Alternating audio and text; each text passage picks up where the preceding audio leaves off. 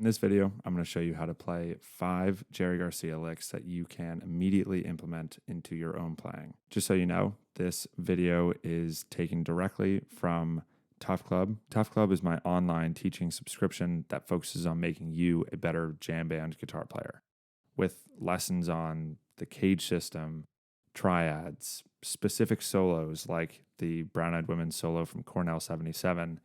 This service really applies to a huge range of guitar players, whether you're looking to simply just get a better idea of how to understand music theory, or really want to improve your rhythm playing or your lead playing, or learn specific solos, or learn tons of quick Jerry licks, for example. It's all there. I do truly believe that this subscription provides you, the student, with the necessary tools to really elevate your jam band playing, and the current students have already seen success with just a few months of being a part of the club. So if you have any more questions about it, please just ask them in the comments. I'll definitely answer them. But otherwise, you can join with the link in the description, and I hope to see you there. So there are a few things that we need to clarify before actually moving into the licks themselves. First off, all of these are going to take place in the A major scale, starting with your pinky on the 17th fret. Secondly, one thing that a lot of these licks have in common is this idea of chromatics, or moving from one target note to another and hitting every note in between. So look out for that, especially in the first 3 licks. And finally, one thing that you want to keep your eye out for is where these licks are starting and ending. That will help you transpose them in the future.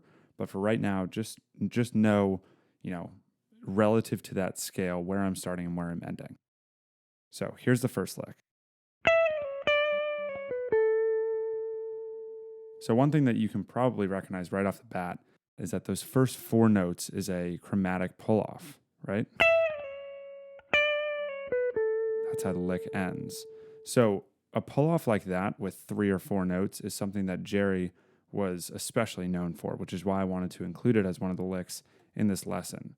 So one last thing to focus on with this first lick is just that it ends on the 1, or the root note in the key of A. Here's the second lick. Now, this lick still has chromatics in it, but the setup is a little bit different. So when I'm sliding in here and playing those 2 notes, those actually belong to the B minor triad, or the minor 2 triad in the key of A major, right? This chord right here.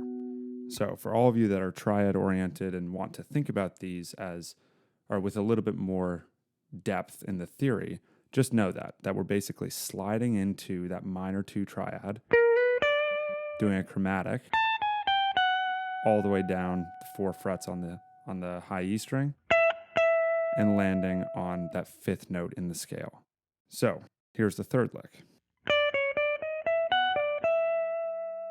Now again, with this one, there are these chromatic notes on the B string. But the main difference here is that there's a bit of an alternating pattern, right? We're going down and then back up, right?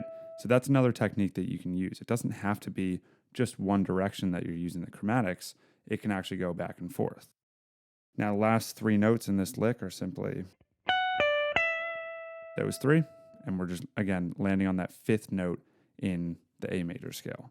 So for the 4th lick.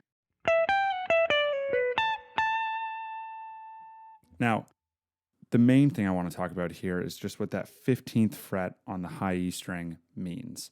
Now, when I played through that A major scale, I played the 7th note in the scale as this 16th fret on the E string, and here I'm actually playing in the Mixolydian, which means that there's a flat 7th. So the reason I wanted to include this is that obviously Jerry Garcia was well known for playing in the Mixolydian. So this is a particular lick that you can use over songs like Franklin's Tower or Fire on the Mountain, right? Ones that use the Mixolydian scale. And finally, just to wrap it up, it's basically just descending down the scale, right? Basically all the way down to this 1, but instead landing on that root note on the high E string. And finally, for this 5th lick, we've got this.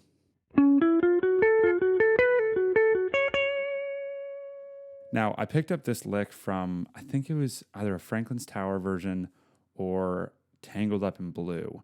And one thing that I found particularly interesting about it is the way that Jerry moved up the scale in a more creative way than simply playing each note after note, right? There's a lot of alternating notes moving back and forth, some chromatics going on, just so that he can get all the way up to land on this third note of the scale, right? So it just has a little bit more character than, say if you went like this,